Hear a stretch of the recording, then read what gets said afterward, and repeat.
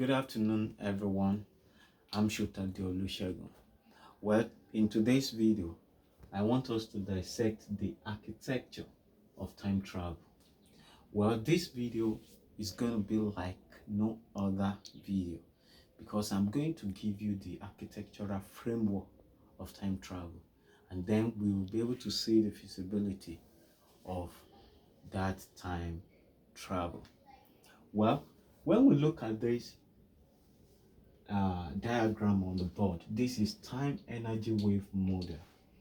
Time energy wave model. Here you can see time wave.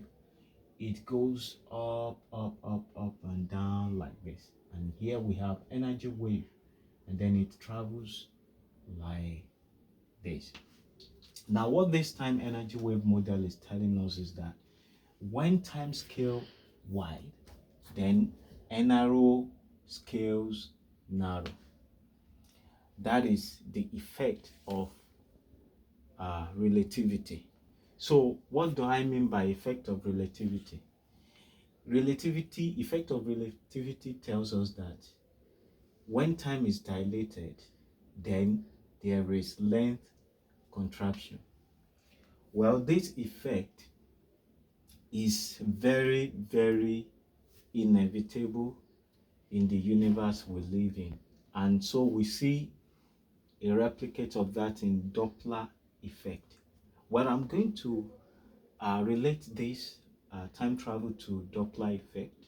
I'm going to relate it to Doppler effect, and I really want you to pay rapt attention to this in order to understand this concept, to get it. In my research publication, I put there that particle we have to travel the energy path for realization of time travel. And then we're going to see the reason particle must travel the energy path for realization of time travel here in this video. Okay, now time travel. Before we can actually dive deep into what time travel is all about, or the visibility of time travel, we need to know what mass is, because if we don't really understand the nature of mass, well, we may not be able to reconverge the mass at the other phase to, re-image the person that traveled through a time machine. So we need to understand the nature of mass. We need to understand time energy wave tapestry or time energy wave interaction, quite all right. Then we need to really understand the essence of momentum. Now, the essence of momentum, and then we need to know the direction of time travel. Well, we know that by uh, having entropy, we know time usually travels forward. You understand? So time travels forward all the time. And then from this trajectory, you can see that time continually traveling forward in this trajectory as we have.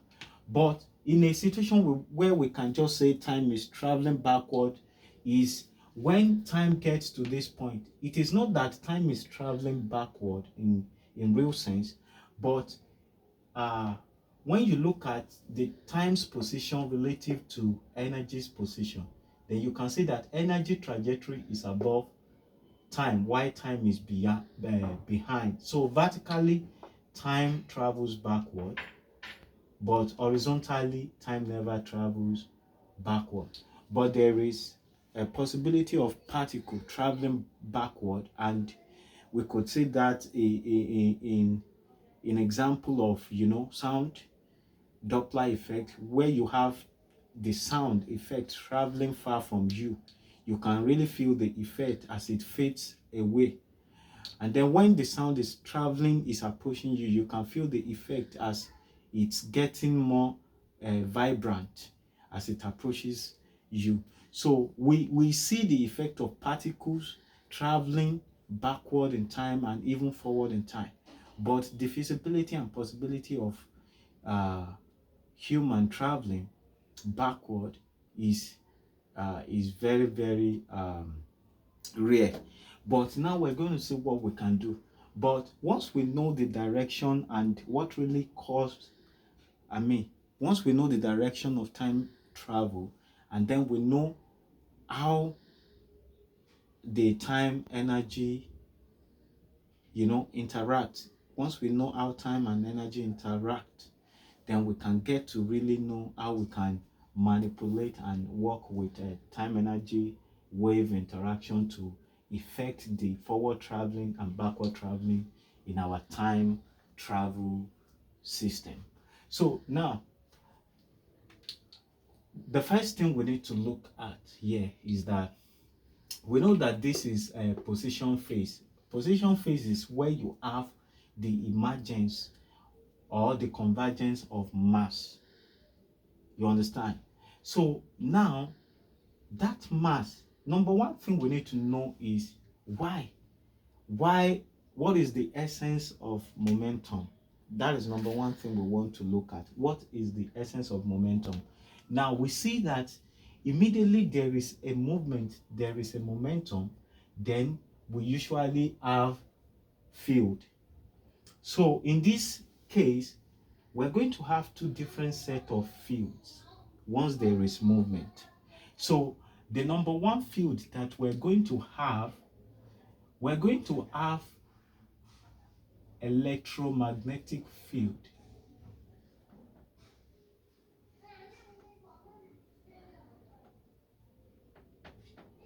Field.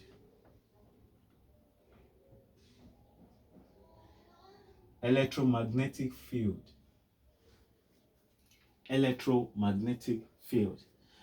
Because by the time we get to know how this trajectory works at quantum level, we know that what we have in this, according to this trajectory, will be electromagnetic field. So we have the emergence of electromagnetic field along this energy path. Now, along this time path, what do we have? We're going to have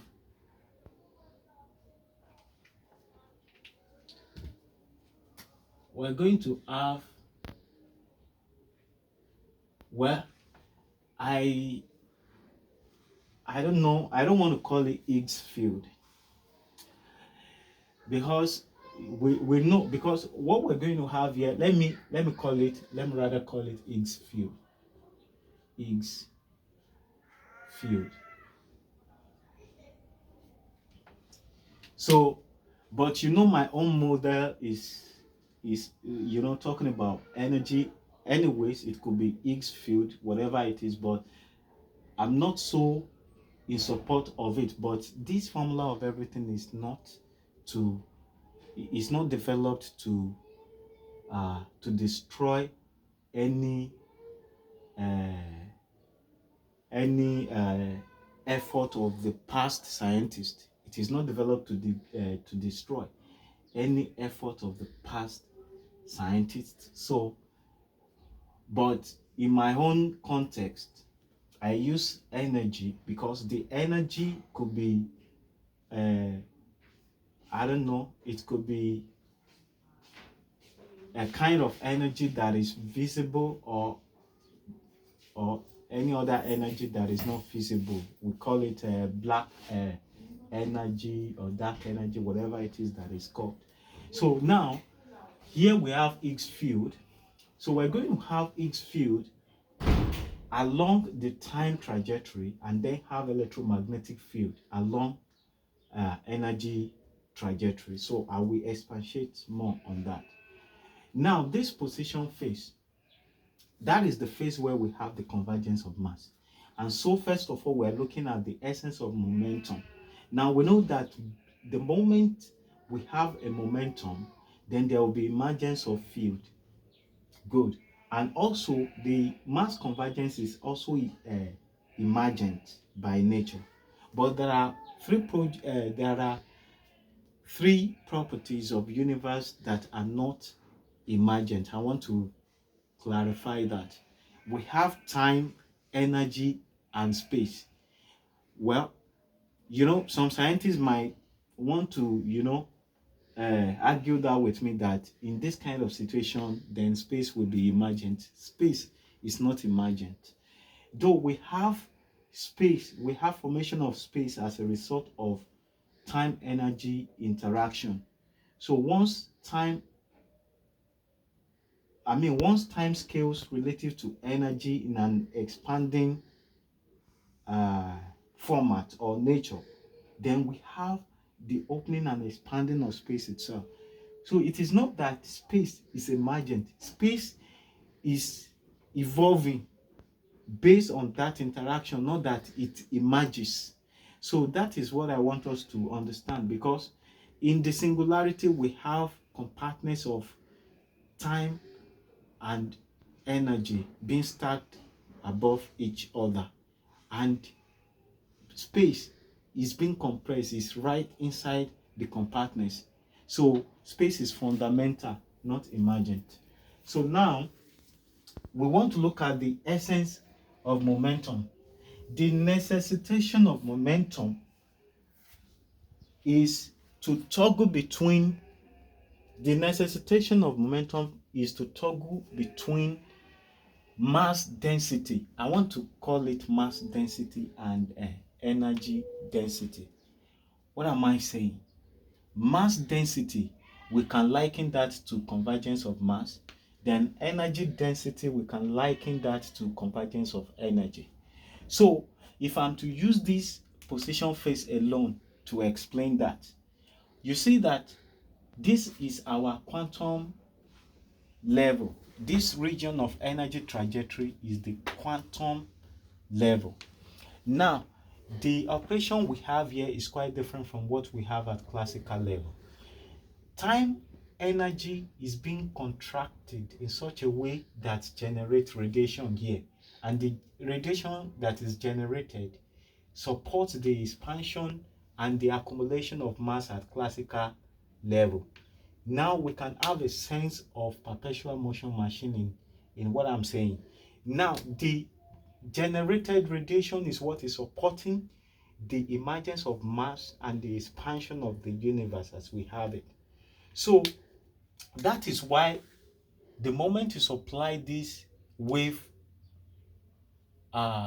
magnitude value, which is 5.7 times 10 raised power minus 48, in the formula of everything, which is the T, the M,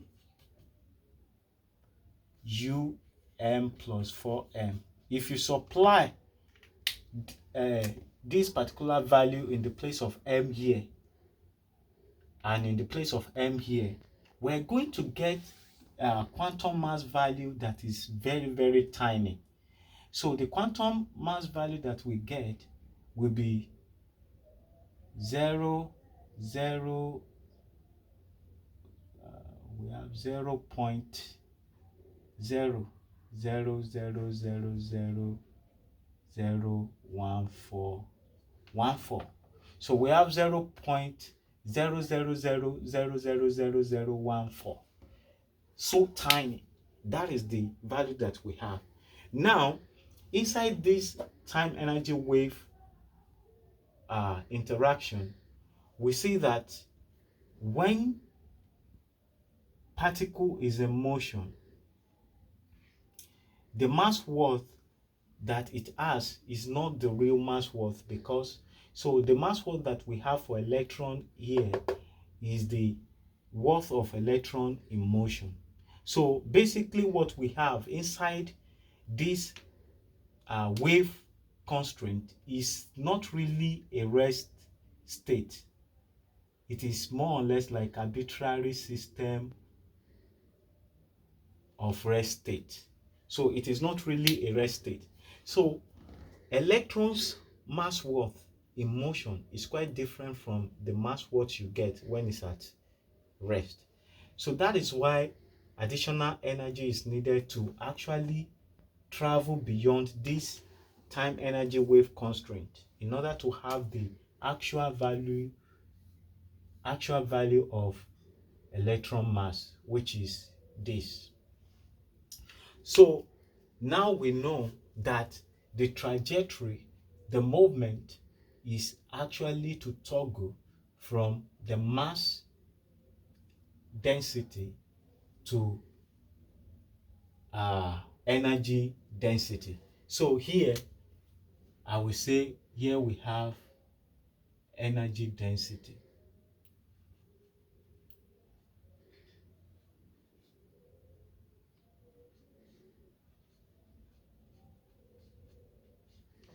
So why this is our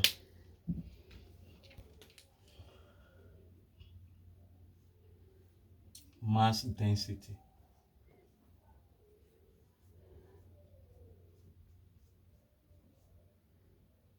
This is the mass density. Okay. So that is the essence of momentum. Now there is something I want us to really understand right here. More or less like the potential or the E of potential, when you have a particle being lifted up, it tends to acquire more potential energy. And that is what we have at classical level right here. But you know, the moment it's coming down, then the potential energy will be converted to uh, momentum. It will be converted to kinetic energy.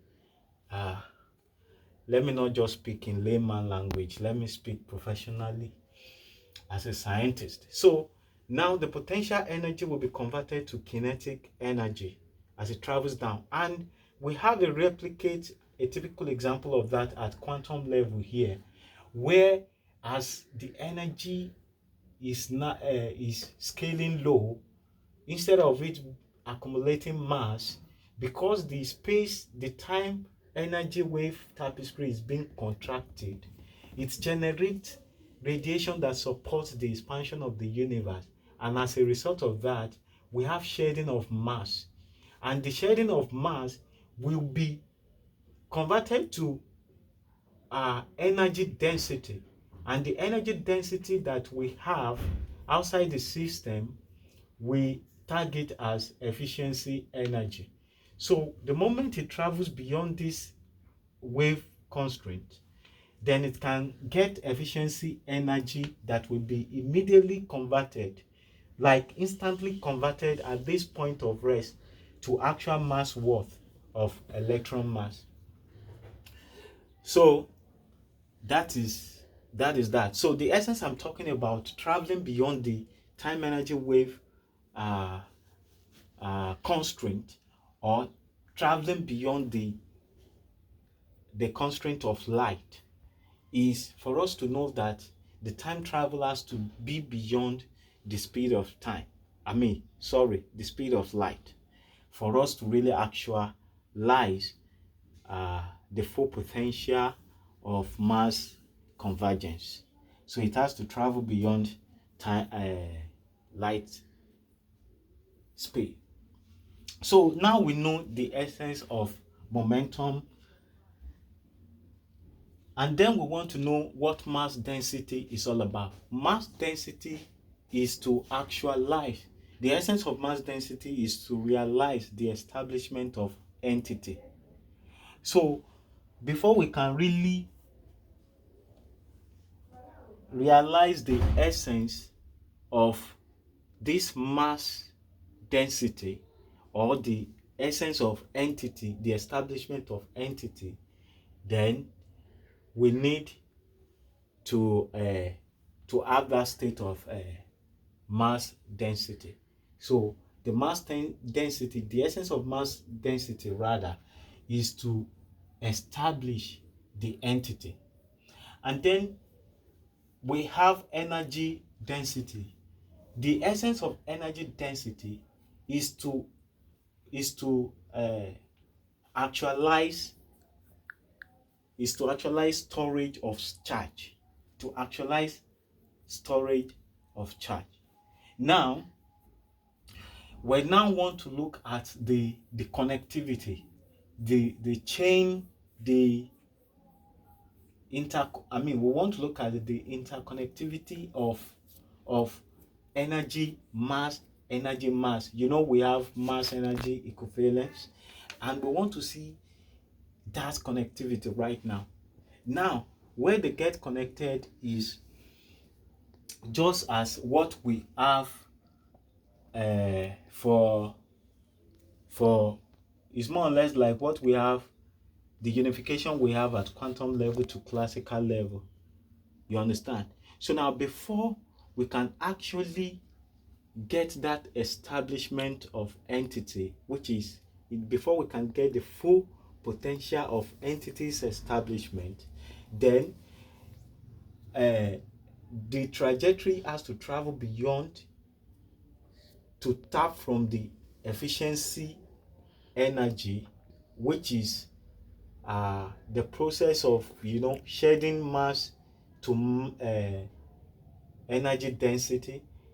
We have to tap from this efficiency energy that will be converted to full potential of that entity's establishment.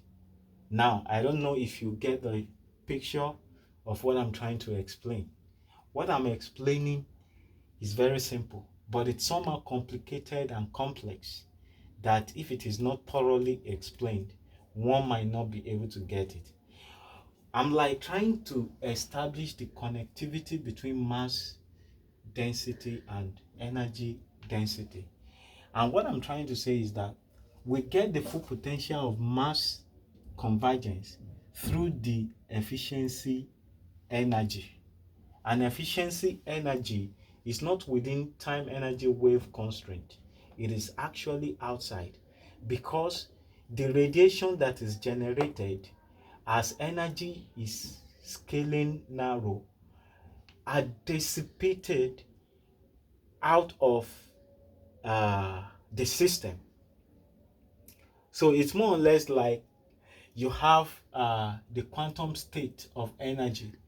And so when that energy is being dissipated, then you have the electron that is being elevated to a higher state. You have it come down to the ground state. You understand? So now the system, the efficiency energy is outside, which is not the wasted radiation, but in form of energy density. And once we tap into that, because what we are trying to realize at this position phase is mass convergence, it will briefly convert it to mass, and then we get a full potential. Good. Same thing will also happen here, because this portion is somehow difficult to analyze, in the sense that you have time in this phase scaling so narrow, and then you have continuous increment of energy. So basically what that is telling us is that we are in the phase of momentum, we are in the momentum phase, and also it is synonymous to high entropy. Now, for us to have a kind of convergence that can redirect the trajectory of this wave pattern, then the entropy must have reached its peak. And once entropy reaches its peak, then there will be no more energy, and then the trajectory of the wave will then be redirected towards the central point, which is singularity. But in this case, I have modeled the kind of density, energy density, that we can have here, because the radiation is what is propelling momentum, and once that radiation is being converted to energy density, and when it gets to the peak, it converts it back to the central singularity. And so the kind of density we have is more or less like arbitrary system that portray the convergence as a rest state. It is not actually a rest state, because right within, just as we have for the quarks, we have quarks in a proton, we know that the quarks in the proton, they are not extremely or absolutely at rest, but they are within a region where they can vibrate and vibrate only within the constrained region to form or to portray a kind of false rest state rather. So that is that. So I think we get that. So now for time travel, once we know what mass is, once we know what energy density is, and once we know the essence of momentum, and then once we know, another thing that we need to know now is the direction of momentum. Now, for instance, if we want to travel into the future by using a time travel machine, then we need to know the blue shift. We need to know the blue shift region, then know the red shift region.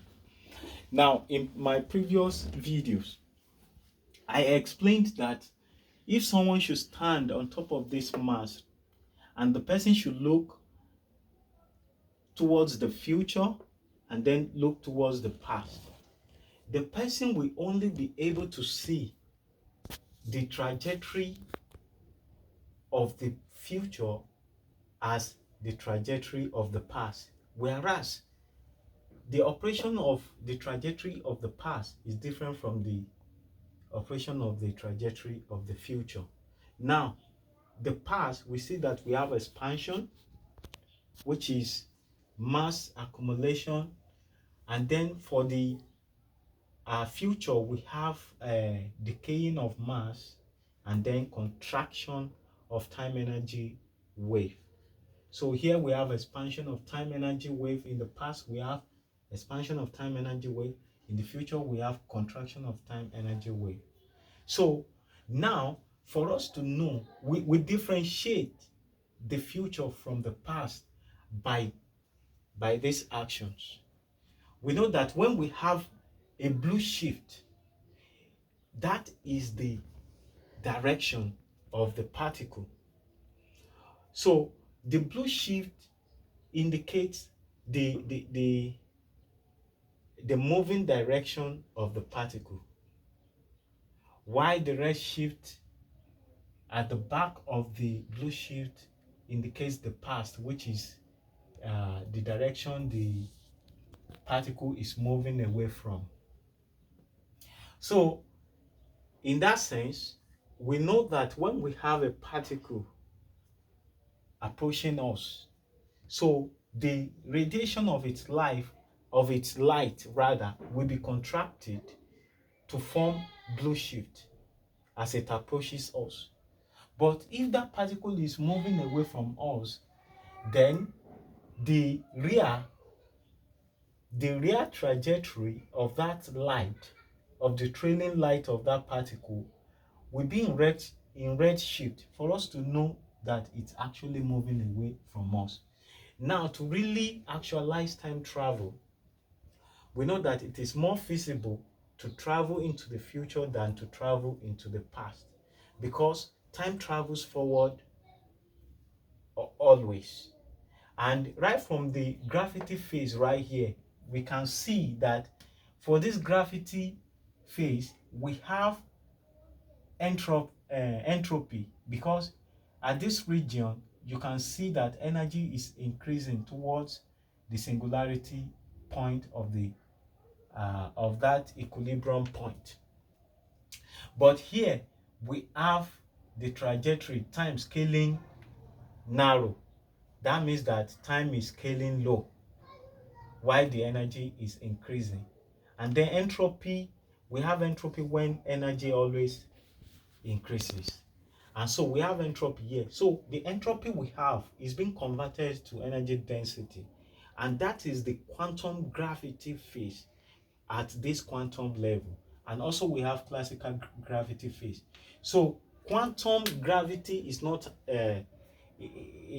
is not a merged solution. Quantum has its own gravity, classical has its own gravity. So the quantum gravity is synonymous to the situation of entropy. So synonymous to that situation of entropy. But the reason we have it as a gravity is that when mass worth is being shed away, when mass worth is being shed away as a result of radiation, then energy will be increasing, and as energy is increasing, we are having energy density, because energy will always be reserved. So that energy is being converged somewhere, and that is why I said the momentum is from mass density to energy density. So we really need to know all these two and know how to, communicate between them or transport from to transport between them. Okay, good. So now, what if we now want to travel into the past? Then if we're to travel into the past, then we must change the scenario. We need to change the whole thing. Time is always ahead of energy in position phase, but when it gets to momentum phase, then energy is ahead of time. So if we flip time trajectory to energy as such, then we can travel into the past, such that time will be contacted to generate energy density.